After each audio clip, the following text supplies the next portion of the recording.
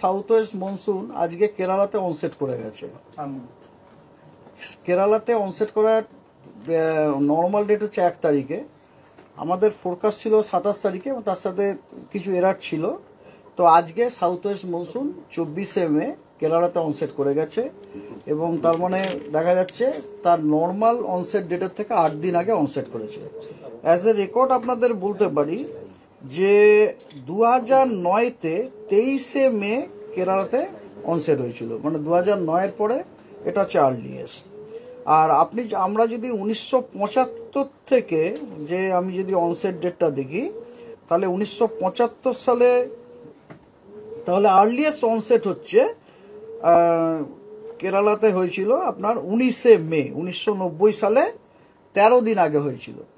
ঠিক আছে, 1975 সাল থেকে যদি আমি মনসুন অনসেট ডেটা নিই কেরালাতে, তাহলে 1990 সালে হচ্ছে 19শে মে হয়েছিল। আর তারপরে আপনাকে যেটা বললাম 2009 সালে 23শে মে হয়েছিল এবং তারপরের আর্লিয়েস্ট হচ্ছে এই বছর 24শে মে।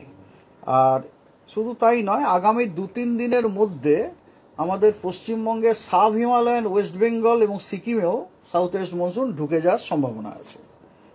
আচ্ছা, ঠিক আছে।